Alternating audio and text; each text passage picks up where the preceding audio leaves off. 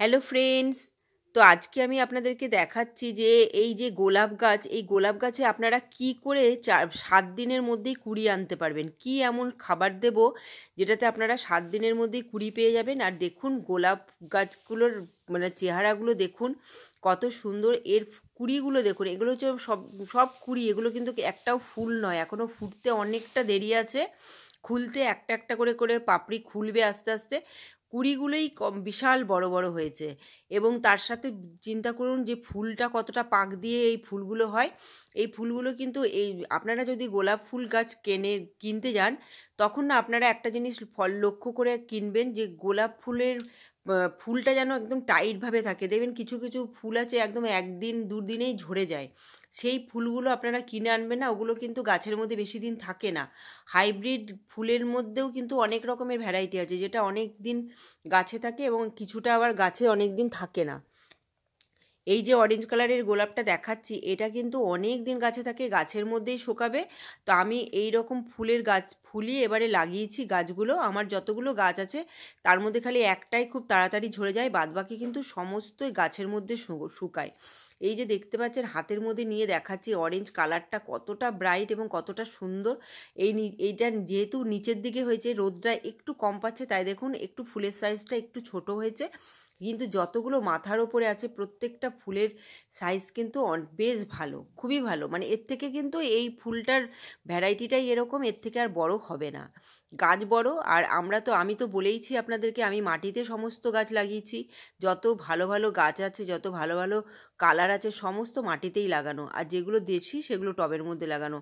তো এই দেখুন এই যে লালটা, এই লালটাও তাই ভীষণ সুন্দরভাবে পাক দেয়া একটা গোলাপ। এটাও কিন্তু গাছের মধ্যেই শুকিয়ে যায়, এটাও ঝরে পড়ে না। তো এগুলো কি হয়, এই যে সমস্ত ফুলগুলো ঝরে পড়ে না, গাছের মধ্যেই শুকায়, সেই সমস্ত ফুলগুলো গাছের মধ্যে অনেক দিন ধরে থাকে এবং এদের কালারটাও খুব দেরিতে ফেড হয়।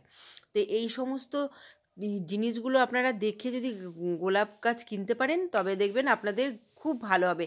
আর এই সব গাছগুলোর কোয়ালিটিটাও খুব ভালো থাকে।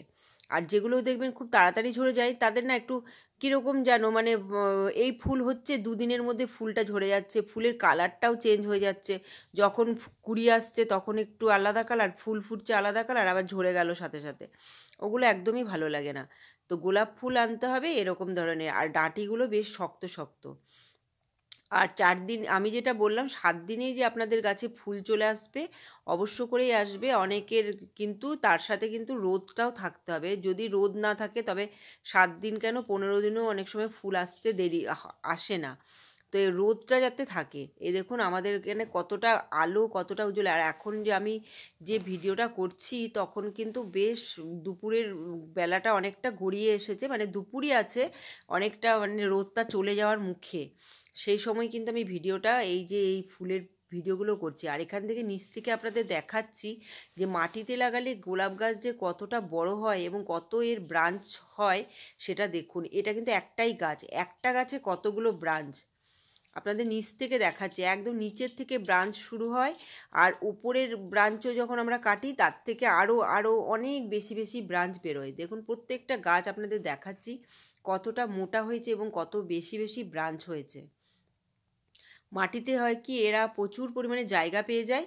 যত জায়গা পাবে গোলাপ গাছ কিন্তু তত বেশি ব্রাঞ্চ ছাড়বে। আর টবের মধ্যে কি একটা বদ্ধ জায়গার মধ্যে থেকে যায়, তখন এরা ব্রাঞ্চগুলো ছড়াতে পারে না। তখন কি হয়, গাছটা অনেক সময় আস্তে আস্তে নষ্ট হতে থাকে, যখন ওরা মানে বাড়তে পারছে না। আর মাটিতে পুরো বাড়তে পারে, ছড়াতে পারে, সব কিছুই হয়। আর এমন খোলা জায়গায় সবসময় গোলাপ গাছ রাখবেন। টবের মধ্যে হলেও খোলা জায়গায় রাখবেন। আর মাটিতে তো রাখতেই হবে। আর এই যে একটা গাছ, এটা খুব ছোট একটা গাছ, সেই গাছটাও দেখুন মাটিতে দেওয়ার পরে আরও বেশি অনেকটা ছড়িয়ে গেছে, ওপর থেকে কত ব্রাঞ্চ বেরিয়েছে এবং মিডিল থেকে পুরো ব্রাঞ্চগুলো বেরোতে থাকছে। আর আমি যে খাবারগুলো দিচ্ছি এগুলো কিন্তু ব্রাঞ্চ তো বেরোবেই, সাথে সাথে ফুলও হবে। আর অনেকে আছেন কেমিক্যাল সার ব্যবহার করতে চান না।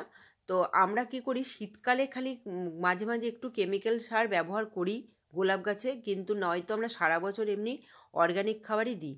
তো এমন সময় কিছু কিছু খাবার আছে যেটা কেমিক্যাল মানে অর্গানিক পদ্ধতিতেই ফুল আনতে সাহায্য করবে।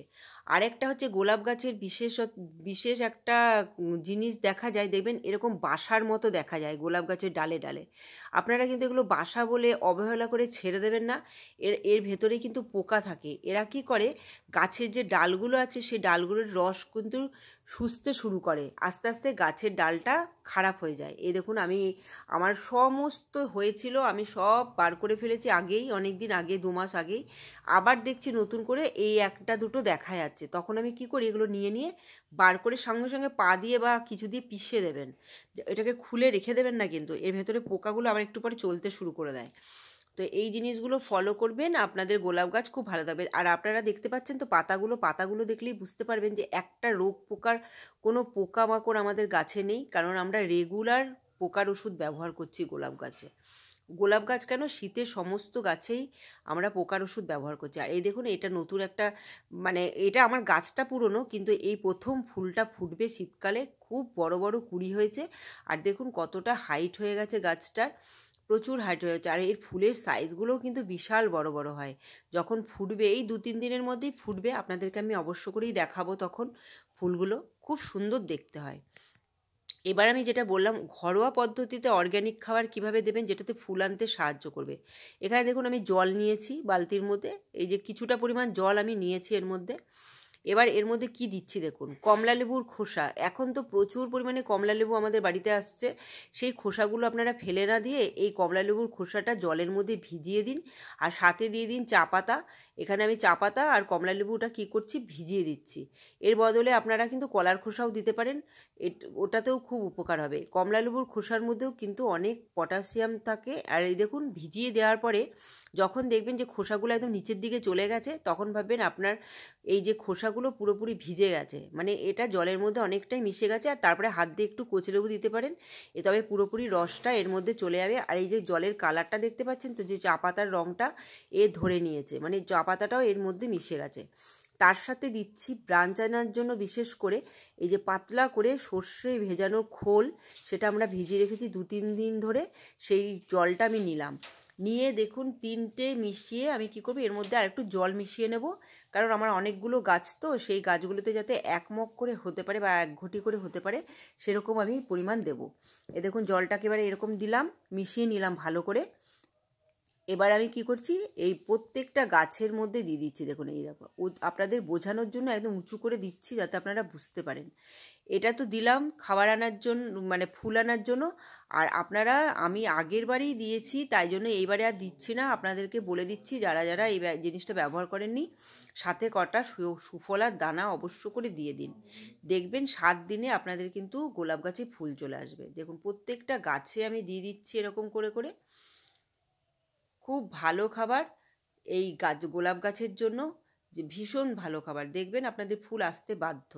তো আপনারা এভাবে গোলাপ গাছের পরিচর্যা করে যান, দেখবেন আপনাদের গাছ পুরো ফুলে ফুলে ভরে যাবে, যেটা আমরা সবসময় করছি। আর আমি কিন্তু এমন না যে আমি 15 দিন পর পর খাবার দেবো, এখন কিন্তু আমাকে গোলাপ গাছে বারবার করে খাবার দিতে হবে ফুল আনার জন্য, এটা ওটা নানা রকম যেগুলো ফুল আনার জন্য সাহায্য করবে, সাথে ব্রাঞ্চও আনবে।